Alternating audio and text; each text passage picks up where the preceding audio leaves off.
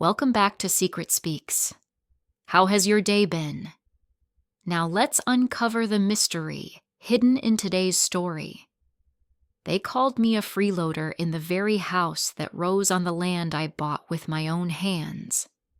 My son's voice was colder than the winter nights I once worked through just to keep him warm, and his wife laughed about tearing down my little cottage, calling it the granny hut. What they never asked, what they never imagined, was that the deed still carried my name. So when the bulldozers came, the walls that fell were not mine, but theirs. The silverware clicked against porcelain sharp and steady, as if every scrape carried the weight of something unsaid. I sat at the long oak table in my son's house, the one he and his wife built in 2018 on the very land I had bought with my own savings. The roast chicken was seasoned perfectly, mashed potatoes smooth, and warm vegetables steamed just right. Yet none of us seemed to taste any of it. Lena leaned forward across the table, her diamond earrings catching the light from the chandelier, her wine glass landing with a hard clink on the surface. She fixed her eyes on me, cold and deliberate, and for a second I thought she might soften. But her voice came out sweet and sharp at once. If Mom is still here when the Hendersons come by next weekend, it's going to be embarrassing. They're from Westchester Bend. They host proper dinners with wine pairings, not backyard cookouts. I looked at her, remembering how my own hands had once sewn the hem of her wedding dress. She had been a guest in my home, once welcomed like a daughter.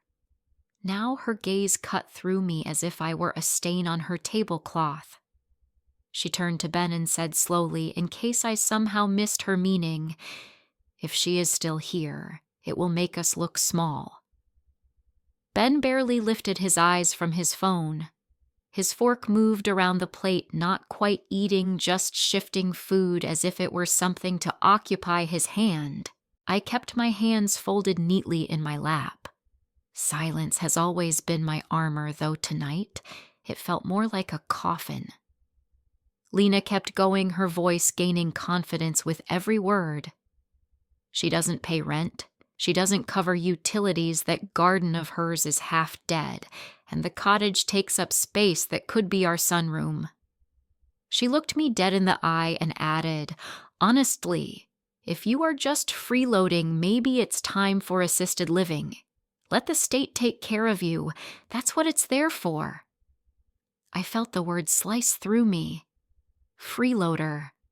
As if the years I worked, the meals I cooked, the nights I stayed up when Ben was sick, the soil I turned with my own hands meant nothing. I did not move. I did not speak. My fingers pressed into each other, nails cutting into skin, but my face stayed calm. Then Ben lifted his head. For a moment I thought I saw hesitation in his eyes, some flicker of the boy I raised. But his voice was flat, empty of anger or love, and somehow that made it worse. "Yeah, Mom, you are freeloading here. You don't pay for anything. Most people your age are in homes. It's not like you are contributing." My chest tightened. Those words from my only child hit harder than any shout. He didn't even say them with malice, just indifference, like I was nothing more than a piece of furniture cluttering his perfect house. I glanced around the dining room, the polished cabinets, the freshly painted walls. I remembered choosing the land, walking across the grass barefoot when it was still wild and overgrown. I had imagined peace, a place to heal after Richard died. Every inch of this soil had been paid for by me, the deed still in my name, though they had long forgotten that part. And now, in their minds, I was just a guest who overstayed. Lena stood up, her heels clicking across the hardwood floor, the sound harsh and final. "I will call the contractor tomorrow," she said over her shoulder. "We need to start the guest house project on Monday. We will need the garden cleared." My garden. The rosemary, the tomatoes, the marigolds I planted along the fence. The one corner of this land that still felt like it was mine. Ben finally put his phone down only to shrug. "Guess you will need to move your things, Mom. They will need the backyard clear." His voice was casual, dismissive, as if I were an afterthought, something in the way of his wife's plans. I rose slowly, my knees aching but steady. I looked at my son, really looked. He had his father's eyes, but none of his fire. I remembered winters when I worked 2 jobs to keep him warm. Nights I sat by hospital beds, mornings I packed lunches, afternoons I cheered at games. I gave him everything I could, even the chance to build his dream home here. And tonight all he gave me was silence. That silence roared in my ears louder than Lena's insults, louder than the clinking of cutlery. It was the silence of a child who no longer saw his mother, who only saw a burden. I steadied myself, nodded once, and turned toward the door that led out to the backyard. The smell of roast chicken lingered, but it felt like ashes in my mouth. I stepped outside into the cool air, the garden lights casting long shadows across the grass. Behind me, the voices carried on muffled through the glass, as if I had already disappeared. The night air was heavy, but it was the only breath I could take that felt like my own. I walked down the path toward the small cottage tucked behind their house, each step echoing with memories I could not shake. The cottage was modest, but it had been mine, built with my hands, filled with my life. Tonight, though, it felt more fragile than ever. I paused at the door, pressing my hand against the wood, steadying myself. Inside, I would find the quiet I needed. For now, when Richard died in 2015, the silence in our Queens apartment was unbearable.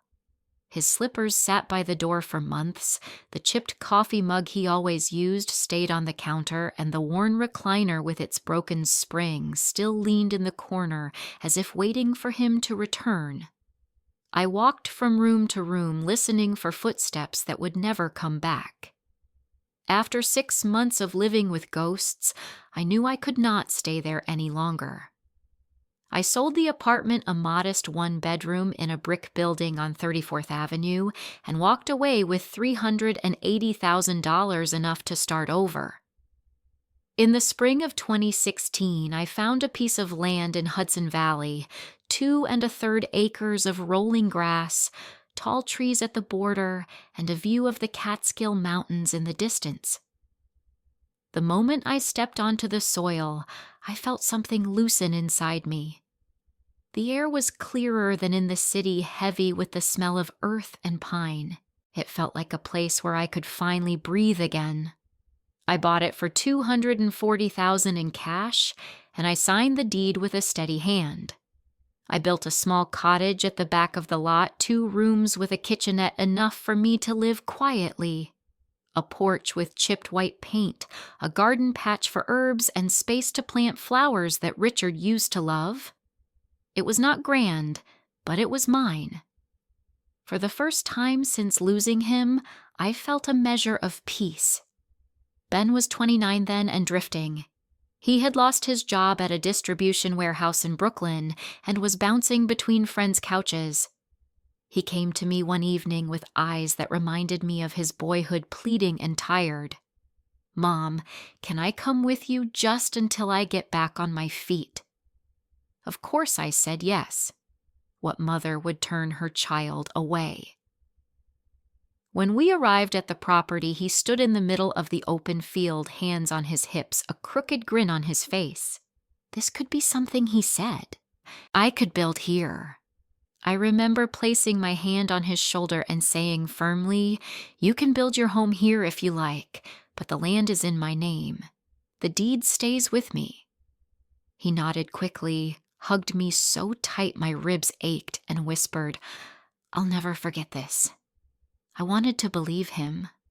Those first months we worked side by side. We planted rosemary and basil, dug rows for tomatoes, and along the back fence we set a line of bright orange marigolds. He helped me put up a trellis for beans, his hands dirty but his laugh easy. In the evenings, we sat on the porch drinking iced tea, watching the sun drop behind the hills. For a time, it felt like the land was stitching us back together.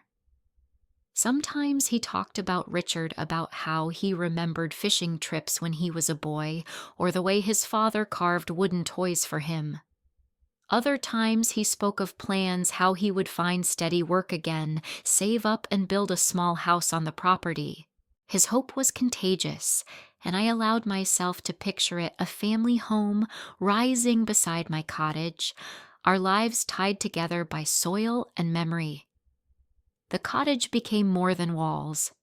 Inside, I kept Richard's photograph on the mantel, his old flannel shirt folded neatly in a drawer, the silver chain he gave me on our 15th anniversary in a small velvet pouch.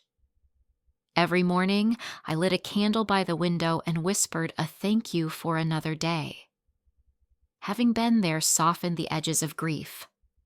By the fall of 2016, he had found part-time work in construction.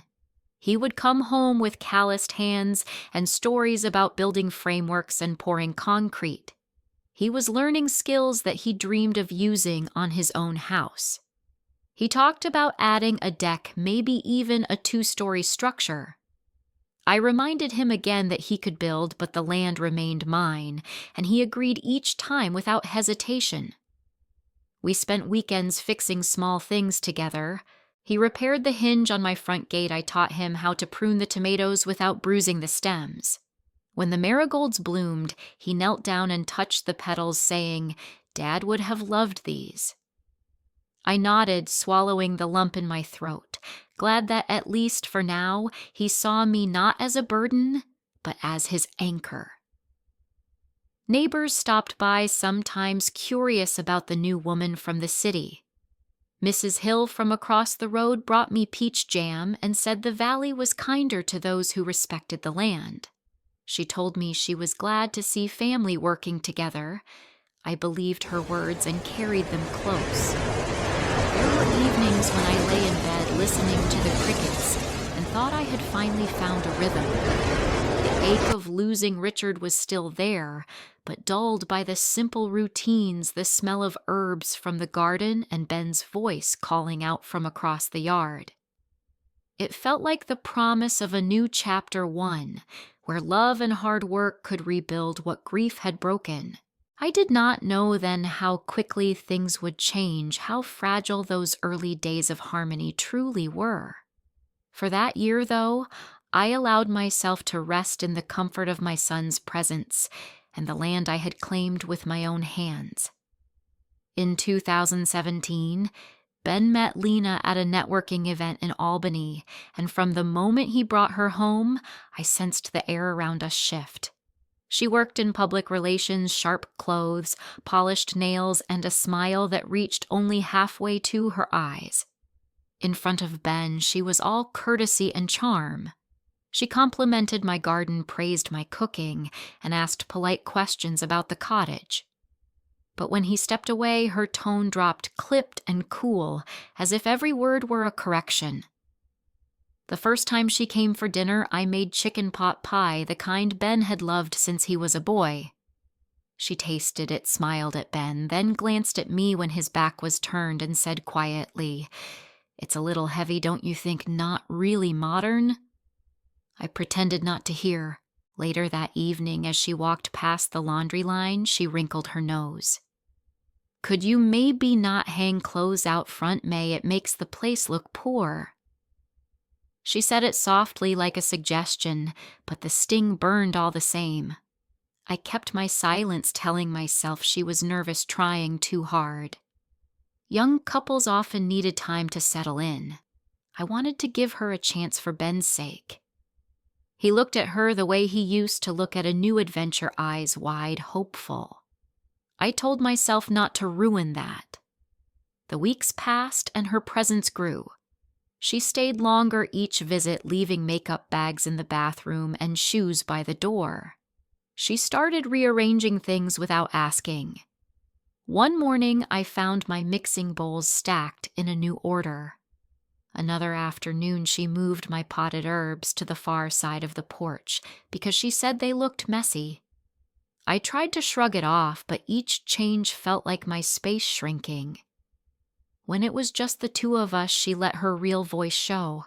Standing in the kitchen one Saturday, she leaned against the counter, arms crossed, and said flatly, "I cleaned this place earlier. Could you not bake again today? The smell lingers." I stood by the oven mitt in my hand, my chest tightening, and nodded. She turned back to her phone as if dismissing a servant. Ben never saw this side of her. Around him, she was cheerful and attentive, laughing at his jokes, listening as if every word mattered. He was happier than I had seen him in years, and I did not want to take that away. So I swallowed my words, folded them into the corners of my cottage, and carried on. That summer, she started staying overnight. I heard her heels clicking on the porch at midnight, her laughter floating through the window. By morning, the coffee pot would be empty, the mugs left unwashed in the sink. Once I came into the kitchen to find her using my good pan without asking. She smiled brightly when Ben walked in, then glanced at me with eyes that dared me to complain. The garden became another point of contention. I had rows of tomatoes, beans, and herbs thriving by then, but she would walk by and shake her head. "Your little patch is fine, I guess, but it really doesn't look curated." In the suburbs where I grew up, everyone had landscapers. This is a bit rough. I bit my tongue, reminding myself that I chose the soil for its life, not its perfection. One afternoon, I carried a bowl back to her after borrowing it. I approached the back porch just as she was on the phone with a friend. She laughed lightly and said, "She's just always there like a silent little housemaid. I guess it's convenient, though, free help." The words landed like stones. I set the bowl by her door and walked away before she could see me. That night I sat at my table staring at my hands, feeling heat rise in my chest. Free help. From then on, I noticed more. Ben stopped visiting my cottage for tea. He no longer picked herbs with me or asked for my advice on repairs. When he called me, it was Ma instead of Mom, the name shorter, colder. It was as if Lena's voice had begun to echo inside him. By the holidays, she had taken charge of every gathering. She set menus, dictated decorations, and told me directly where to place myself. One Christmas, she asked me not to hang the old handmade ornaments Richard had carved because they looked outdated. Instead, she brought glossy ones from a department store. Ben smiled and said they looked festive. I kept the wooden ones wrapped in a box under my bed that year. There were moments when I thought of speaking up. I would open my mouth ready to remind Ben that this was my land, my home, my sanctuary. But then he would look at her with that hopeful light, and I swallowed my truth. I told myself he was an adult, he deserved happiness, and I could bear a little discomfort. Still, the walls of my life seemed to press closer with every passing month. The cottage that had once been filled with quiet peace now felt like a shed in the shadow of their laughter. I watched the lines blur, my garden treated as backdrop for their parties, my kitchen borrowed for their convenience. I began to understand that the space I carved for myself was slowly being erased, one polite smile and sharp comment at a time. That winter, I stood at the porch, snow falling soft around me, and watched the lights from their windows glow bright. Inside, I could hear music, the hum of voices, and Lena's laughter carrying above the rest. My cottage lay dark and small behind their house, as if it were nothing more than an afterthought. For the first time, I felt a chill that had nothing to do with the weather, a realization that I was no longer seen as part of the family, but as something to be managed, hidden, and eventually removed. In 2018, Ben and Lena broke ground on the spot he had chosen in the middle of the field, a place I used to walk through barefoot when the grass was high and the sun poured down. He stood with a trowel in his hand, pressed a small brick into the fresh foundation, and looked up at me with a boyish grin that took me back 20 years. I clapped lightly, proud of his determination, but inside there was a knot that would not loosen. I had reminded him more than once that the deed was mine, that the land was still in my name, but he brushed it off with a laugh, saying, "Of course, Mom, I know this is family." They spent $200,000 on that house. Construction trucks rumbled up and down the gravel drive for months, carrying beams and concrete, while I tended my garden and tried to ignore the constant noise. Some mornings, Lena stood in the yard with a clipboard giving instructions as if she were the site manager. She wore sunglasses even on cloudy days and spoke to the workers with a sharpness that made me wince. I would pass by on my way to the mailbox, and she would smile thinly at me, but her eyes said something different. By autumn, the house was finished 2 stories of gray siding, white trim, and a wide porch with rocking chairs they never used. Inside, they filled it with new furniture, stainless steel appliances, and expensive rugs. Ben gave me a tour once, pointing proudly at the open kitchen and vaulted ceiling, but Lena hovered close. Her arm looped through his as if to remind me whose space this really was. My cottage sat quietly at the back of the lot, small and plain, its paint peeling its roof patched by Ben and me with tar the year before. Soon their home became a stage. On Friday nights, cars lined the road, music carried into the valley, and guests spilled across the yard with glasses of wine. Laughter rose like smoke from a fire, and each time I stepped out to tend my garden, I felt the shift in the air. Lena often set up tall cocktail tables right at the edge of the property line, blocking the narrow path that led to my door. More than once I overheard her telling guests, "Stay out front, there is nothing to see in the back." Nothing to see, as if my home did not exist. I tried to stay invisible. I pulled my curtains when the music started, lit a candle, and read books in the glow of a lamp. Still, the sound traveled through thin walls. Sometimes I caught my son's voice rising above the noise, calling out greetings, boasting about the renovations. He seemed so absorbed in his new life that I wondered if he remembered the nights we once spent side by side planting marigolds. Neighbors noticed too. Mrs. Hill from across the road walked her dog past the property and often slowed near my gate. She would nod at me, her eyes filled with quiet understanding. Once she stopped holding the leash tightly and said, "May, don't let them push you out. This is your land." I smiled faintly and thanked her, but said nothing more. My silence had become a habit, a shield. Inside their house, Lena's influence spread quickly. She redecorated each room with catalog perfection, removing anything that did not fit her vision. Ben followed her lead, nodding along, rarely questioning. At one of their dinners, she told a story about the land, how they had discovered it, how they had made it theirs, and Ben simply smiled as though my role had never existed. I sat at the edge of the gathering, listening to strangers sip wine in my yard, and felt myself disappear. The cottage was soon labeled the Granny Hut. I heard the term first from one of Lena's friends, a tall woman in a sequin dress who laughed as she pointed toward the back. "Cute little Granny Hut," she said. Later, I heard Lena repeat it, not in jest but with a sneer. The name stuck. Guests would glance at the dark outline beyond the fence and giggle as if I were some relic stored away in the shed. Ben seemed blind to it. When I mentioned once that the noise was hard to bear, he shrugged and said, "It's just a party, Mom. You should come join us." But I knew that in Lena's eyes, my presence was a flaw in her design, something to be hidden. I declined politely and returned to my quiet rooms.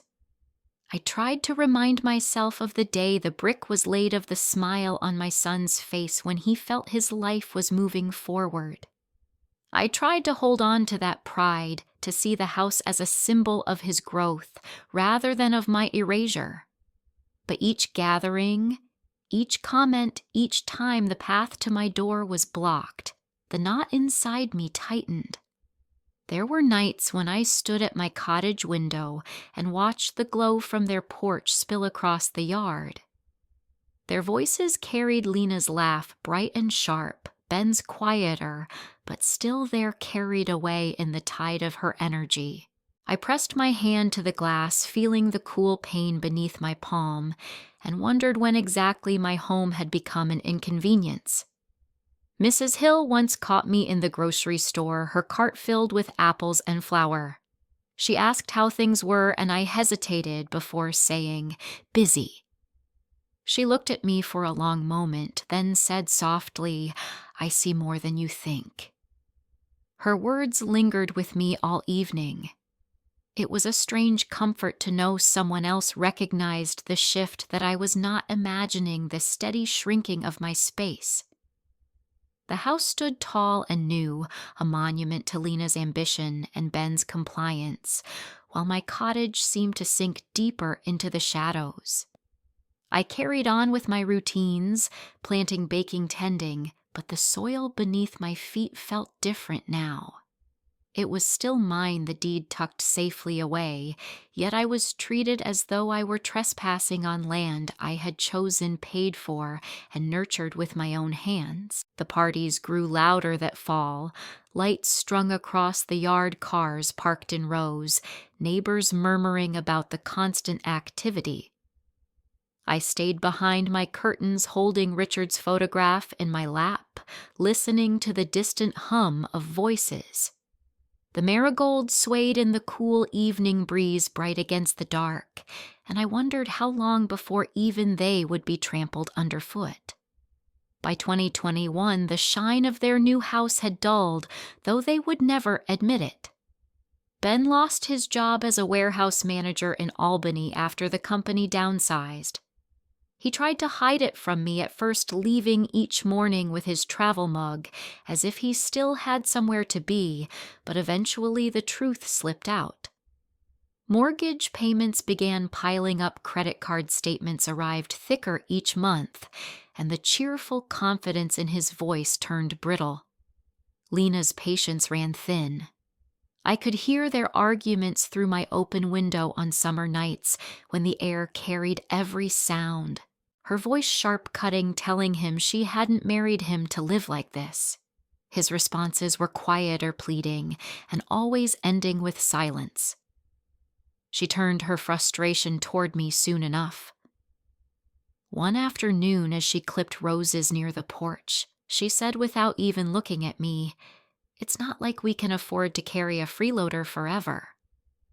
Her words hung heavy in the warm air. The idea of a guest house came soon after. Lena presented it as a brilliant solution, a way to bring in income through Airbnb, a way to save their lifestyle. She spoke about it loudly, often within my earshot, framing it as an opportunity. She said to Ben, "Think about it. We could make $1,000 a month at least, maybe more in summer, but we need that garden space cleared. That means your mother needs to move her things." Ben did not argue. He rubbed the back of his neck and said quietly, "We will talk to her." The talk never came directly. Instead, I saw orange survey stakes driven into the soil of my garden. Contractors' trucks idled near the driveway, while Lena gave them instructions. When I asked Ben what was happening, he avoided my eyes. "Just plans, Mom. Nothing final. You've had that corner long enough." I walked back to my cottage with my hands trembling, feeling the earth shift beneath me in a way I had never experienced before. That fall they invited the Henderson family from Westchester. It was a grand affair, tables set with linen wine glasses sparkling under string lights. Cars lined the road again, though these were polished SUVs, not the dusty sedans of neighbors. Lena fussed over every detail, determined to impress. I stayed in my cottage, planning to keep out of the way, but halfway through the evening I stepped outside to water my herbs. The sound of laughter carried clearly, and someone noticed me. Mrs. Henderson, elegant in a cream dress, waved politely. Before I could return the gesture, Lena intercepted, her face stretched into a smile too wide. "That is Ben's mother," she said quickly, almost apologetically. "She stays in the back cottage. It is temporary." Her tone was light, but I saw the flicker of discomfort in her eyes, as if my presence alone threatened the image she was selling. Later, while carrying out a tray of food, I caught a fragment of conversation. Lena said to Mrs. Henderson, "We are actually planning to build a guest house back there, make better use of the space. Right now it is just, well, you know."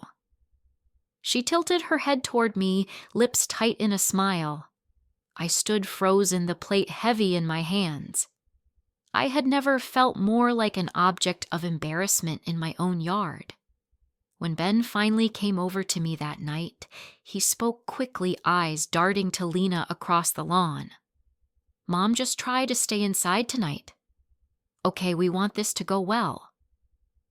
His words were not cruel, but they cut deep, sharper than he knew. I nodded and returned to the cottage, closing the curtains while the music grew louder. Bills kept stacking, and Lena's temper grew sharper. She complained about electricity costs, about the water bill, about groceries. Every dollar became a reason to point at me. One afternoon, she looked straight at me and said, if she helped with utilities, maybe this would not feel so unfair. Ben stood nearby and did not defend me. Instead, he sighed the way someone does when they are tired of choosing sides and walked away. I found myself walking the property at night, touching the bark of the trees, kneeling beside the marigolds that still bloomed stubbornly by the fence. This was my soil, my purchase, my deed locked away in the drawer of my cottage. And yet, each day I was treated like a squatter waiting to be evicted. The Hendersons sent a thank you note after the dinner, praising the food, the wine, the atmosphere. Lena read it aloud with pride, then said casually, "Imagine how much better it will be once the guest house is done." She spoke as if my cottage had already vanished, as if my existence was nothing more than a temporary inconvenience. I kept my silence, but inside something shifted. The knot in my stomach tightened, not just with hurt, but with a slow, steady resolve. They thought I had no power, that my quiet was surrender. They did not know that the piece of paper resting in my drawer was stronger than any mortgage, any plan, any insult. For now, I tended my garden, folded my laundry, and stayed in the shadows of their bright lights. But I began to realize that silence could wait only so long before it became something else entirely. The night after that gathering, I sat in my cottage long after the lights in their house had gone out, the sound of their laughter still rattling in my chest. I poured myself a cup of tea. I did not finish staring at the steam curling upward until it vanished. Something inside me was unsettled, pressing for air. I walked slowly to the tall cabinet in the corner and pulled open the lowest drawer. Beneath a stack of tablecloths and a box of photographs sat the old leather binder I had carried with me through every move of my adult life. Its edges were cracked, the spine faded, but I knew exactly what rested inside. I laid it on the table, opened the cover, and flipped past folders of receipts, tax returns, and insurance forms until my hands reached the clear sleeve. I slid the heavy paper out with care, as though it might crumble if I gripped too tightly. Under the dim lamplight, I saw my name written in bold type. May Collins. The date 2016. The words, Deed of Sale. The notary seal pressed into the page like a permanent scar. There were no amendments, no transfers, no signatures beyond my own. For a long moment, I simply traced the letters with the tip of my finger. Every insult I had endured, every moment of being ignored at my own dinner table, every time Lena smirked. When she called my cottage the granny hut seemed to fall quiet beneath the weight of that paper. They could laugh, they could build, they could pour all the money they wanted into that 2-story house. But without this paper, they owned nothing. Their pride stood on soil that was still mine. My mind drifted back to the day I first signed it. I had walked into Paul Benedetti's office in Poughkeepsie, carrying a folder of documents. He had been Richard's closest friend from law school, a man with steady hands and a voice that carried quiet authority. I remembered him tapping the deed with his finger and leaning closer. May remember this, the deed protects the love you gave. Do not sign it away unless you are ready to lose the ground under your feet. At the time, I smiled politely, not knowing how those words would echo years later. Tonight they felt like prophecy. I whispered the word mine under my breath, once then again, until the sound steadied me. I imagined Richard standing in the doorway, arms crossed, nodding in agreement. He would have been proud of Ben for trying to build a life, but he would never have accepted the disrespect that followed.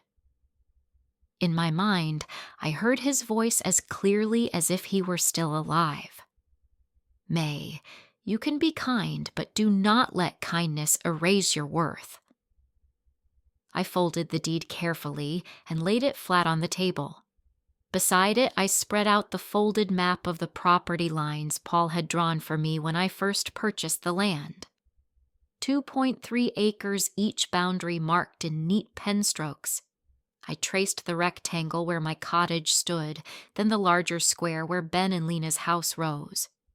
All of it within the borders. All of it still mine. The realization brought a calm I had not felt in months. I did not need to shout or prove myself in front of Lena's friends. I did not need to argue with Ben or defend my worth. I only had to wait. When the right time came, this paper would speak louder than I ever could. In the following days, their plans grew louder. Lena walked the yard with a contractor pointing toward my garden with sweeping gestures. She talked about tearing out the soil, pouring a new foundation, adding a modern guest house with sleek siding and a private patio. I heard her through my open windows saying, "It will be perfect for Airbnb. We will make thousands in the summer." Ben trailed behind her, nodding weakly, his hands stuffed in his pockets. I did not confront them. Instead, I turned to my own work. I harvested herbs, tied them with twine, and hung them in the kitchen to dry. I baked bread, the smell filling the small cottage with warmth. Each act grounded me, reminded me that I was not powerless. The deed in the drawer was a silent guard, and I had no need to break that silence too soon. But at night, my mind replayed the words. Freeloader, embarrassment, temporary. I would sit at the table with the deed spread before me, the candle burning low, and remind myself that their arrogance rested on an illusion. If I chose, I could end it with a signature. I wondered if they knew how fragile their world truly was. One evening, Ben appeared at my door. He looked worn shadows under his eyes, his shoulders hunched. He hesitated before speaking. "Mom, Lena and I have been talking. Maybe it's time you think about other options. There are good retirement places around Kingston, group meals, activities, people your age." His voice was steady, but I heard the rehearsed tone, the echo of Lena behind it. I wanted to remind him of the day he hugged me in the field, promising he would never forget what I gave him. I wanted to tell him about the nights Richard and I lay awake, planning how to make this land our sanctuary. Instead, I nodded and said softly, "I closed the door and leaned against it, my chest heavy, my mind clear." That night, I pulled the deed from its sleeve again and laid it beside the candle. The flame cast shadows across the embossed seal, the ink glinting faintly. I imagined handing this paper to a lawyer, to a developer, to someone who would look at Ben and Lena's house and see it for what it was: a structure without ground, a shell without claim. The thought did not bring me joy, but it steadied me.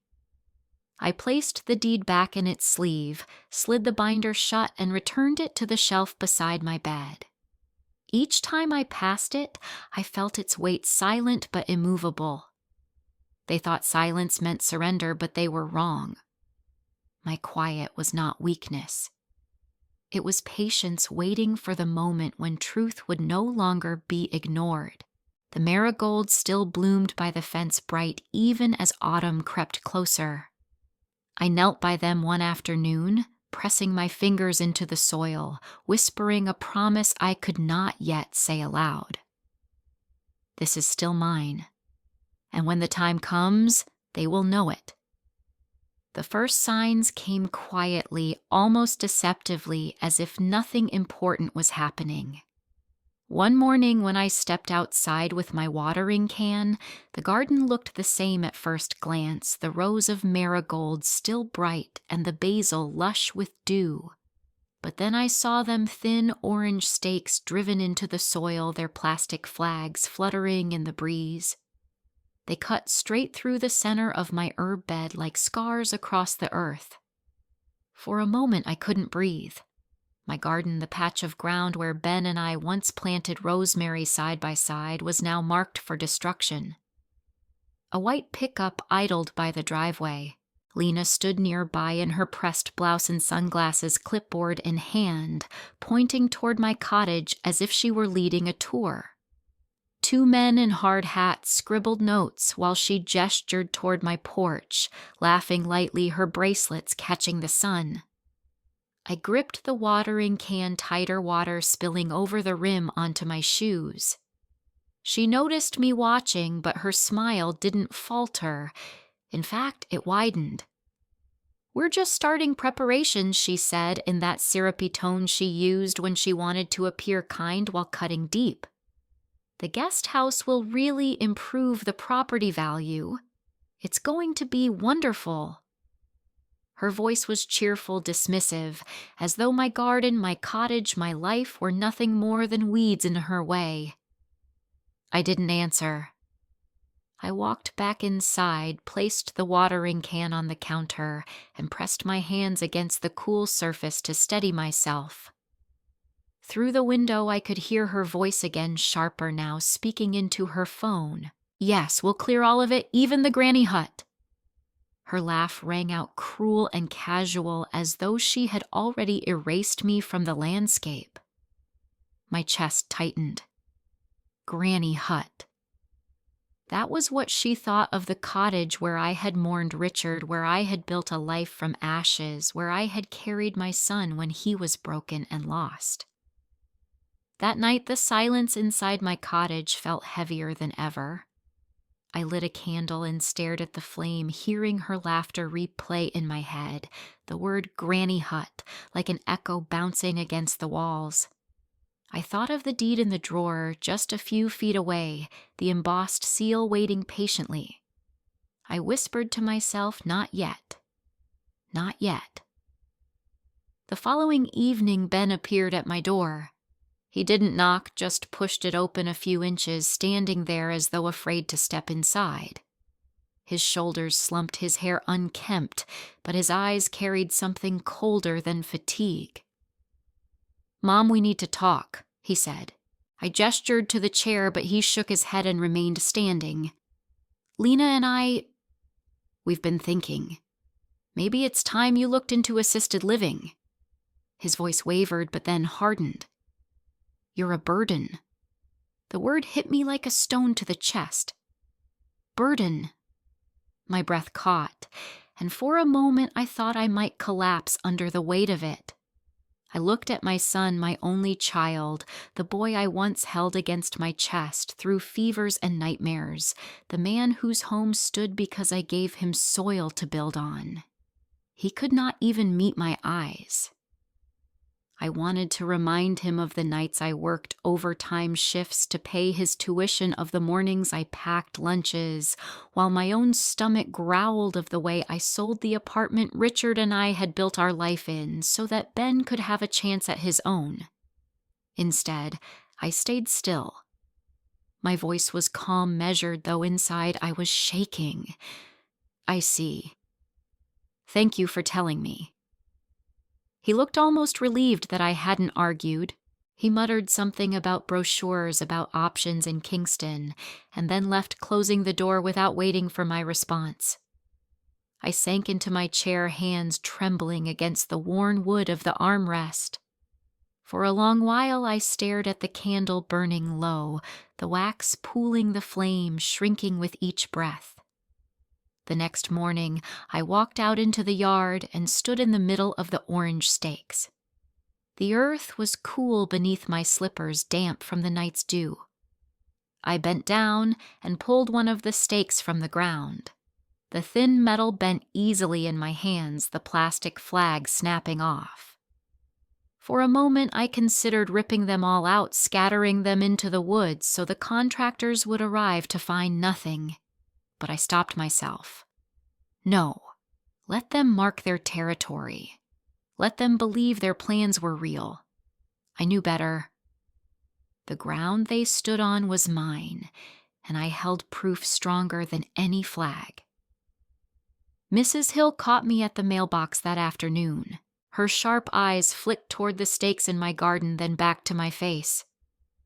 "I hope you're not letting them push you out, May." Her voice was quiet, laced with sympathy. "You don't deserve this." I forced a small smile, the kind you give when words cannot carry the weight of truth, and said, "I'm fine." But she lingered, searching my eyes before walking on. That evening, I sat at the table with the binder open, the deed laid flat before me. The notary seal caught the flicker of the candle, the ink still bold after all these years. I pressed my palm against it, feeling its ridges, its permanence. My son's voice echoed in my head again. "You're a burden." Each time it grew sharper, more final, until I no longer mistook it for thoughtless words. It was his truth. I thought of Richard. He would never have spoken to me that way. He would never have allowed Lena's disdain to seep into his own voice. I imagined him standing behind me, steady as always, telling me that love is not license and kindness is not currency to be spent until empty.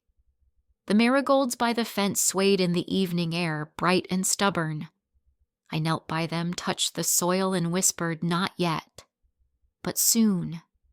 Their petals brushed against my fingers like tiny flames, reminders that some things endure no matter how others try to erase them. That night I lay in bed and listened to the muffled sound of music drifting from Ben and Lena's house. Their laughter rose above it, carefree and triumphant. They believed the garden was already theirs, that my cottage was a relic waiting to be torn down. I closed my eyes and let their voices fade into the dark. They didn't know that the ground they danced on, the roof that sheltered them, all of it was balanced on a paper locked away in my drawer. And when the time came, that paper would speak for me. The stakes outside glowed faintly in the moonlight, marking lines they thought belonged to them. I let the sight settle into my memory, a reminder of how far they had gone and how far I was willing to wait before showing them the truth. That night, I sat alone at my small wooden table, the silence pressing down heavier than it ever had. I opened the binder once again and laid the deed in front of me, smoothing its edges with both hands. The candle beside me flickered against the embossed seal, and for a moment it felt like Richard was sitting across from me. I reached into the drawer and pulled out the little velvet pouch that held the broken gold chain he gave me on our 15th anniversary. The clasp had long since snapped, but I carried it anyway. Next to it, I placed a framed photograph of Ben on his high school graduation day, his young face full of pride, his arm draped around my shoulders. I stared at those 3 items, the deed, the necklace, the photograph, until my eyes blurred with tears I refused to let fall. These were the pieces of my life that still carried meaning. Everything else could be left behind. At 3 a.m, I rose from my chair and opened the old suitcase I kept on the top shelf of my closet. The zipper stuck as it always did, but I tugged until it came free. I folded sweaters one by one, each fabric holding memories of winters past. I tucked the jewelry box inside, then slid the photograph between 2 blouses to keep it safe. The deed I placed in the inner pocket close to the lining where no one could reach it. It was the only weapon I had left, and I would not let it out of my sight. I wrote a note on a scrap of lined paper, my handwriting steady despite the tremor in my chest. Ben, I do not want to be a burden. Take care of yourself. Mom. I folded it once and placed it beneath the salt shaker on the counter, a place he would not overlook. I left no anger, no accusations, only the truth, plain and quiet, like the life I had lived. The air outside was cool and damp when I stepped onto the porch. My suitcase wheels rattled softly against the path. The garden glistened with dew, the marigolds swaying gently as if bidding me goodbye. I paused long enough to kneel and touch the soil one last time, pressing my fingers into the earth I had tended with love. Thank you, I whispered, though I wasn't sure if I was speaking to the ground, to Richard, or to myself. At the end of the driveway, a taxi idled its headlights, casting pale beams across the gravel. I had called earlier from the landline using the name Mrs. Green, out of old habit, the way I used to when teaching to keep my privacy. As I approached, I saw a curtain shift from Mrs. Hill's window. She had noticed, of course she had, but she didn't come out. She only watched her face, a pale oval in the dark. I knew she understood, and I was grateful she stayed silent. The driver stepped out to lift my suitcase into the trunk. You traveling far, ma'am? He asked kindly. Just into town, I replied. My voice was calm, steady, though inside everything trembled. I slid into the back seat and looked once more at the 2 houses behind me, mine small and dark, holding memories and grief. Theirs lit faintly with string lights from a party long, over standing tall and oblivious. As the taxi pulled away, I pressed my palm against the window. The silhouettes of both homes faded into the night, one shrinking into shadow, the other standing stubborn against the sky. I did not look back again. The ride was quiet, the hum of the tires on asphalt soothing in its monotony. I leaned back against the seat, the photograph tucked safely in my bag, the deed pressed against the lining like a heartbeat. My chest felt both heavy and light at once, as though grief and resolve had fused into something unbreakable. By dawn, we reached a modest hotel on the outskirts of Kingston.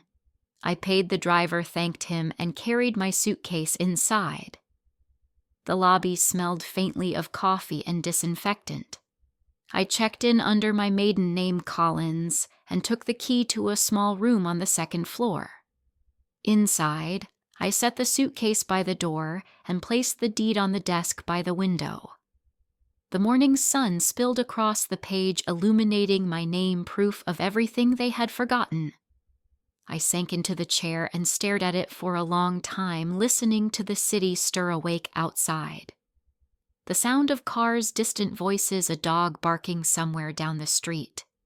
It was not the quiet of my garden, but it was the sound of life moving forward. I reached for the necklace and held it in my palm, the broken clasp cold against my skin. I thought of Richard's smile, the warmth of his hand, the strength he had given me even now. Then I looked at the photograph of Ben the boy who once leaned on me, who once promised never to forget.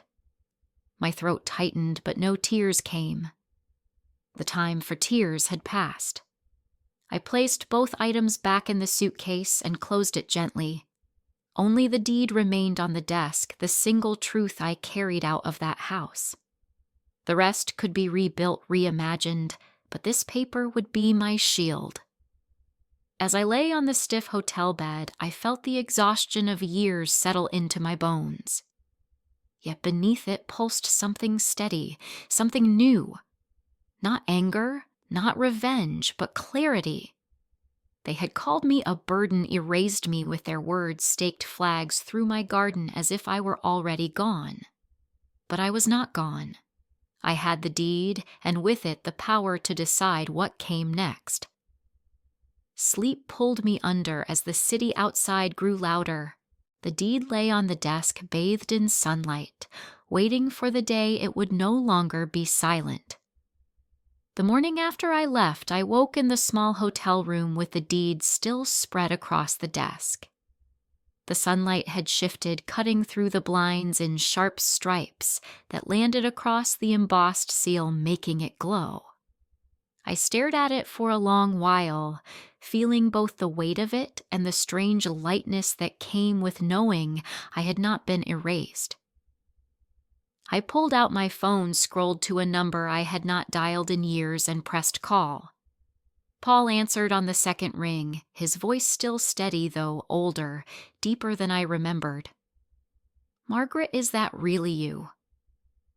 The sound of my name spoken kindly made something in me loosen. "It's me, Paul," I said.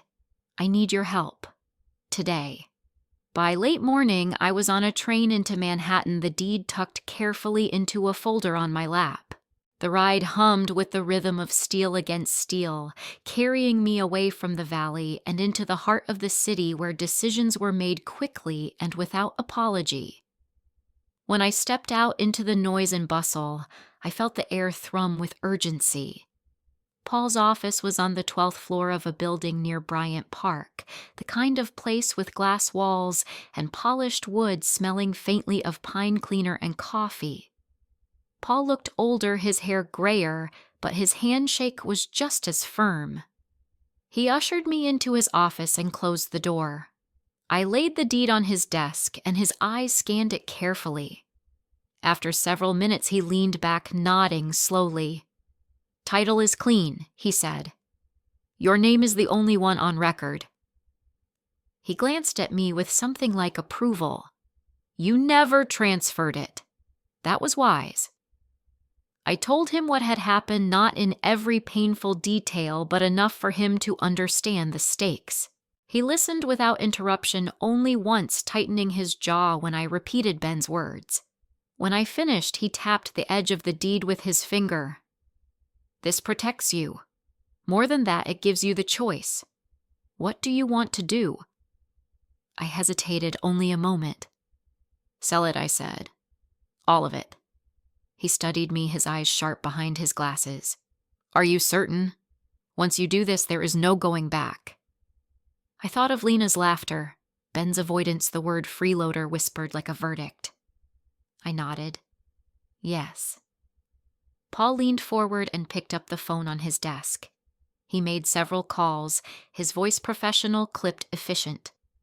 By noon, he had arranged a meeting with Empire Development Group, a firm that had been trying to assemble parcels in the Hudson Valley for months. He explained that they were eager, cash-heavy, and willing to move quickly. Their representative, a woman named Nora Green, could meet that afternoon. By 2 o'clock, Nora arrived brisk and confident, her dark hair pulled back neatly, a leather portfolio in hand. She shook my hand firmly, her smile polite but purposeful. "Mrs. Collins, I've heard a great deal about this property. Your acreage is the final piece we've been seeking." She opened her folder and slid a document across the desk. "We're prepared to offer $1.2 million cash with fast-track closing. That includes full demolition rights to any structures on the land." I looked at the paper, the numbers printed so boldly they almost seemed unreal. My hands didn't shake. Instead, a calm settled over me, a certainty I hadn't felt in years. Paul glanced at me, waiting. Nora waited too, her expression unreadable. I thought of the garden, the marigolds swaying in the breeze, the laughter drifting from the big house, the word burden ringing in my ears. I thought of Richard's voice, gentle and steady, reminding me that love did not mean surrender. I picked up the pen. "Let's do it," I said. Nora's smile sharpened. "Excellent." Paul notarized the pages, his signature strong, mind steady. At 3:17 p.m., the documents were complete. The land, every square foot of it, was no longer mine. It had been mine long enough to protect me, long enough to remind me that silence could carry power. Now it was theirs, and soon it would belong to no one, not Ben, not Lena, not even me. When Nora left, she shook my hand again. "Congratulations, Mrs. Collins. We'll move demolition crews in next week. You'll receive confirmation from escrow by Friday." I nodded, my chest both heavy and light. "Thank you."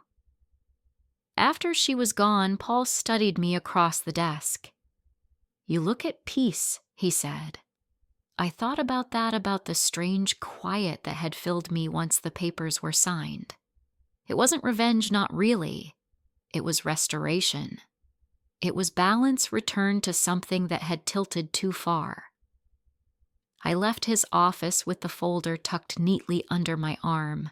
The sidewalks were crowded, horns, blaring voices rising and falling around me, but inside I felt still. I stopped in Bryant Park and sat on a bench beneath the trees. Children laughed near the carousel, office workers hurried by with coffees, the city alive in all its chaos. I reached into my purse and touched the velvet pouch, the broken necklace warm against my fingers. I thought of Richard again, imagined his voice saying, "You did what you had to do." The weight in my chest lifted a little more. The deed was no longer mine, but the choice had been. That mattered more than anything. When I returned to the hotel that evening, I set the empty binder on the desk and poured myself a cup of bitter coffee from the small machine. I sipped it slowly, staring out at the skyline beyond the window. Lights twinkled across the city like stars that had chosen concrete over sky. Tomorrow, I thought, they will learn. And for the first time in years, I slept without fear. The notice appeared 5 days later, taped neatly to the front door of the 2-story house with a strip of bright blue painter's tape that stood out against the white siding. The paper itself looked ordinary, but the words printed across the top struck like thunder. "House built on land not deeded to you. Vacate within 5 business days. Empire Development Group." I wasn't there when Lena opened the door that morning, but Mrs. Hill told me she heard the scream from inside her kitchen. By the time she looked out her window, Lena was on the porch in her silk robe, hair in disarray, waving the letter like a flag of war. Ben trailed behind her, pale and exhausted, still in his t-shirt and work pants. He leaned over her shoulder to read, then pulled the paper from her trembling hand. His eyes scanned the lines again and again, his lips moving silently as if repetition might change the truth. He muttered something too low to carry, then turned and marched back inside. Moments later, the sound of a phone being dialed echoed through the open windows. The county clerk's office answered. Mrs. Hill, watering her hanging plants across the street, caught fragments of the conversation. Ben's voice desperate and pleading, insisting there must be some mistake. The clerk steady and calm, repeating the same phrase. Records confirm sole ownership under May Collins. No transfer ever filed. Lena snatched the phone, then her voice shrill enough that half the block heard her. "You don't understand," she cried. "We have lived here for years. We poured over $200,000 into renovations. We have a mortgage, a pool, a life here." The clerk remained unmoved. "Without a recorded deed, you have no legal claim." The silence that followed was broken only by the click of the line disconnecting. Lena hurled the phone onto the porch swing, her chest heaving. "This is theft," she shouted to no one and everyone. "This is fraud." Neighbors lingered on sidewalks, dogs tugging at leashes, children whispering. Gossip spread like wildfire down the block. By afternoon, a black SUV pulled into the driveway, the logo of Empire Development printed discreetly on the side. Two representatives stepped out, a man in a gray suit and a woman with a sleek leather folder. Their calm contrasted sharply with the chaos swirling around the house. They introduced themselves to Ben and Lena on the porch, speaking clearly and firmly so the gathered neighbors could not help but overhear. "This property has been purchased," the woman explained. "You are required to vacate within 5 business days as outlined in the notice. However, our company is prepared to offer a cash for keys settlement should you choose to leave sooner." Ben rubbed his forehead, his posture sagging as though the weight of the past months pressed harder with every word. How much, he asked, his voice low, almost breaking. The man replied without hesitation. "Enough to cover relocation costs and provide a cushion for your family. Immediate payment, no eviction on your record." For a heartbeat, it seemed Ben might accept. His eyes softened, his shoulders eased, as though the idea of relief of money in hand tempted him, but Lena exploded before the thought could take shape. "Absolutely not. We are not beggars. We are not taking money from these vultures." She stepped closer to the representatives, pointing a trembling finger at them. "This is our house. You can't just erase us." The woman held her ground. "The land belongs to Mrs. Collins. The house was built without transfer of ownership. Legally, you have no standing." She handed Ben a printed offer, the words clear, the numbers tempting. Ben held it in his hand for a long moment, his fingers twitching around the edges. Lena ripped it away and tore it down the middle, the pieces fluttering to the porch floor like confetti at a funeral. "Get out," she screamed. "We'll fight this. We'll hire a lawyer. We'll go to court." But the representatives only nodded, calm and unmoved. "You have 5 business days." They stepped back into the SUV and drove away, leaving behind a crowd of stunned onlookers and a marriage cracking wide open for all to see. The argument between husband and wife erupted the moment the SUV disappeared. Lena accused Ben of weakness, of betrayal, of even considering the offer.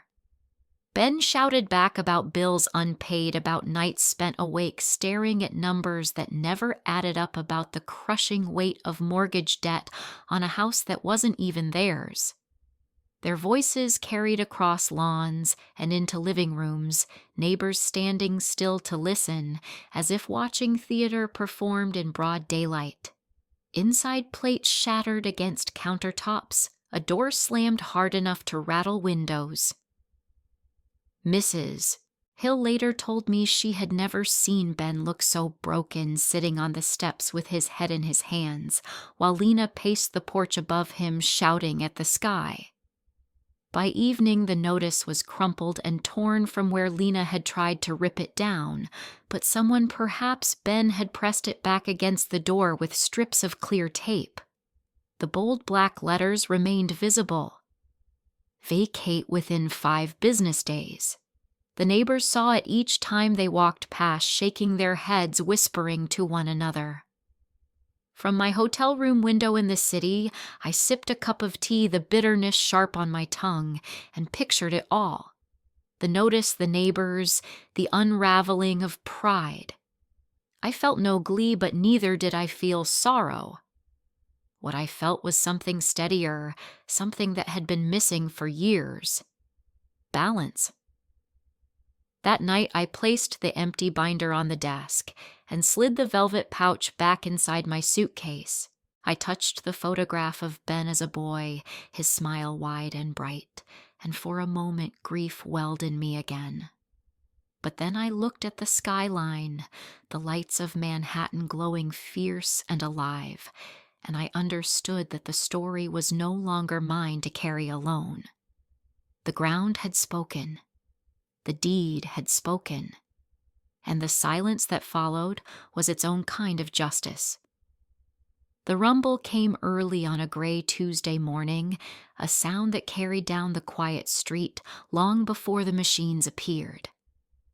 By the time the convoy of yellow bulldozers and dump trucks turned onto Maple Drive, the neighbors were already outside, drawn by the unmistakable growl of engines and the sight of hard hats glinting in the pale light. A foreman unrolled blueprints across the hood of a pickup. Workers clustered around, pointing at lines and markers with calm precision. Empire Development had cleared every permit, every environmental survey, and now they had come to claim the land. I stood farther away than the others near the corner where Mrs. Hill had settled in her lawn chair. She caught my eye once, giving me a small nod that said more than words ever could. Around us, whispers swirled. Some neighbors shook their heads in pity. Others clutched their coffee mugs as if warming their hands against a chill that had nothing to do with the weather. The big house sat silent at first, blinds drawn, its white siding gleaming against the steel-gray sky. Then the front door opened and Ben emerged holding his laptop close to his chest, like a child clutches a favorite toy. He looked thinner than I remembered, his hair unkempt, his steps unsteady. Behind him, Lena stumbled out, mascara smeared, clutching a pile of clothes thrown hastily into plastic bins. Her voice cracked as she shouted at the workers, but they paid her no mind. Permits were posted clearly at the edge of the driveway, stamped and signed. A pickup truck idled near the curb, its bed already stacked with bins and garbage bags. The sight was pitiful, the remnants of a life condensed into whatever could be carried at the last moment. Lena climbed into the passenger seat, her face buried in her hands. Ben lingered, staring at the machines as they positioned themselves at the property line. The bulldozer's blade lowered with a metallic scrape. When the first fence panel cracked beneath the weight of the blade, a murmur swept through the crowd. The fence had been Ben's project one summer, proudly built with his own hands. Now it splintered like kindling, the sound sharp and final. He flinched as though struck, then stumbled toward the truck, still clutching his laptop. I watched silently as the blade pushed deeper, flattening the neat hedge, chewing up the soil. The marigolds I had once planted with Ben when he was a boy vanished beneath the machine in seconds, their bright orange heads crushed into the dirt. My breath caught, but not with grief. It was something quieter, heavier, the closing of a circle I had begun years before with my own hands in that same earth. Lena shouted again, her voice breaking, but the foreman simply pointed to the permits and shook his head. "Time is money," he told her flatly. "You were given notice." She turned on Ben, her voice rising, accusing him of weakness, of failure, of betrayal. He said nothing, only looked down at the ground and tightened his grip on the laptop. The neighbors watched it all. Some crossed their arms, some whispered prayers. Others simply stared as if unable to look away. Mrs. Hill sat with her hands folded in her lap, her eyes never leaving the machines as they advanced. She did not smile, but there was no sorrow in her gaze either. Only recognition, the quiet acknowledgement that justice had come in its own way. By noon the porch was gone, the roof sagging as beams were pulled down the once proud facade, collapsing in jagged stages. Dust rose in clouds drifting over the street, coating the air with the smell of raw earth and splintered wood. Children clung to their parents, watching silently as the dream house dissolved piece by piece. Ben finally climbed into the truck. He did not look back, not once, as the driver pulled away. Lena cried openly beside him, her shoulders shaking, her hands pressed against her face. The neighbors stepped aside to let the truck pass, some offering pitying glances, others turning away. The truck disappeared down the street, leaving only the roar of machines behind. I stayed where I was, rooted to the corner, watching until the last marigold was gone, until the pool was drained and cracked, until the house stood open to the sky like a carcass picked clean. Each crash of wood, each groan of metal felt like a release, a sound that did not wound but healed something in me that had been raw for too long. When the sun dipped low that evening, the machines paused their engines, idling the crew packing up for the night. What remained of the house was unrecognizable, a jagged skeleton against the fading light. The neighbors drifted back inside their whispers, following them stories already forming to be told at dinner tables and over fences. Mrs. Hill rose slowly from her chair, folded it neatly, and walked past me with a glance that said everything. She did not speak, but she did not need to. The sight of her quiet dignity, her steady step, was enough.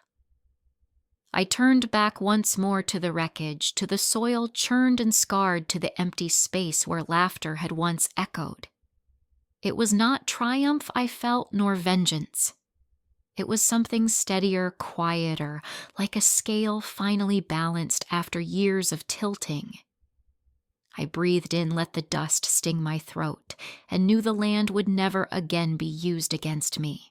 The machines stood silent in the twilight, their yellow frames looming over the ruins like sentinels. Tomorrow they would return and finish what they had begun. Tonight, though, there was stillness. And in that stillness, I found a measure of peace. The morning after the machines arrived, I woke in my new apartment with the faintest glow of dawn brushing the edges of the curtains. The city hummed softly beneath me, a different kind of music than the quiet fields of Hudson Valley. Here, the rhythm was constant, unyielding, but strangely comforting. I stepped onto the balcony, letting the cool air wash over me. Below, the trees of Central Park rustled in a breeze that carried the scent of rain and earth, as if even here the ground reminded me it could hold life. On the small table beside me sat a ceramic pot of mint leaves, vibrant and green against the pale morning light. I reached down, pinched a sprig, and brought it to my lips. The sharp freshness filled my senses, grounding me in this new chapter. It was a humble plant, nothing like the garden I once tended, but it grew with quiet determination. That was enough. Inside, my phone buzzed again.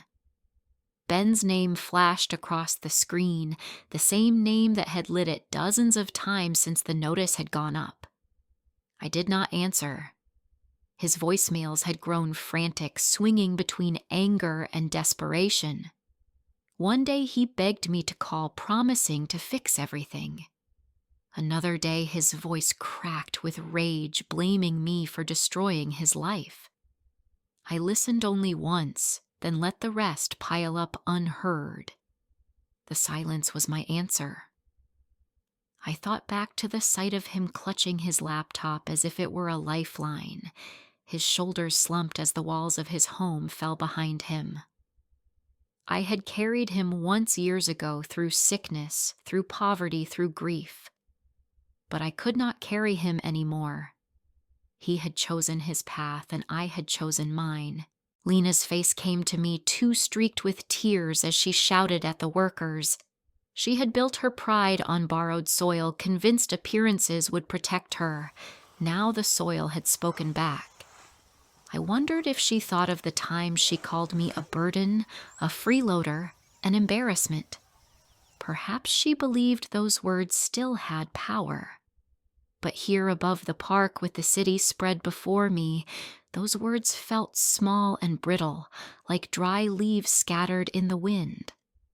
I walked back inside my feet, brushing across the polished wood floor. The apartment was modest compared to the land I had left: 2 bedrooms, a kitchen that still smelled faintly of fresh paint, but it was mine. Every key, every paper, every corner belonged to me alone. On the counter sat the deed, no longer hidden in a binder, but resting in the open, a reminder that the love I gave had not been wasted. It had protected me when nothing else could. Richard's memory lingered too. I pulled open the drawer where I had placed the necklace he gave me on our 15th anniversary. The clasp was broken, but the chain gleamed faintly in the light. I held it for a moment, remembering his steady hands, his quiet laugh, the way he always said the land should be my sanctuary. He had been right. Though the cottage was gone, the sanctuary had followed me here, tucked into this new place, this new life. The afternoon stretched on with the sound of the city moving beneath me, but I felt no restlessness. I brewed a pot of tea, dropped in the mint leaves I had plucked earlier, and carried the cup to the window. The taste was earthy, sharp, and alive. As I sipped, I let my gaze drift across the skyline. Towers gleamed, windows shimmered, and in that endless sprawl, I found a kind of peace I had thought impossible. I did not hate Ben. I did not hate Lena. Hatred would only tie me to them, keep me tethered to a past already gone. What I felt was something else, something steadier. It was restoration, not revenge. They had tried to erase me, to build over me, to silence me. But in the end, it was I who had the last word, not through shouting, not through rage, but through patience, through paper, through the simple truth of ownership. Mrs. Hill had called once more, her voice warm with quiet support. She told me the neighbors still talked about that day, how the machines had crushed not only the house, but the arrogance that came with it. She said some pitied Ben and Lena. Others said it was their own fault. She only said she was proud I had stood tall without needing to raise my voice. Her words stayed with me long after the call ended. That evening, as the city lights blinked awake one by one, I stepped back onto the balcony. The mint leaves glistened with dew from the mist of a light rain. My reflection in the glass door looked older, yes, but not broken. There was strength in the lines of my face, in the steadiness of my gaze. I had survived loss, cruelty, and erasure, and now I had reclaimed myself. The phone buzzed again one last time, Ben's name glowing against the dark screen. I let it ring, let it fade, then turned away. He would have to find his own path now. I had found mine. Justice had not come with fury. It had come in silence, in the steady hand of time, in the quiet unfolding of truth. The deed was mine, the silence was mine, and now at last, peace was mine too. If you have ever been dismissed, belittled, or made to feel invisible, remember this: silence can be power. Justice does not always shout. Sometimes it simply waits for its moment. And when it comes, it can restore more than it takes away. Follow along if you want to hear more stories of quiet strength and justice, because sometimes the softest voices carry the loudest truths.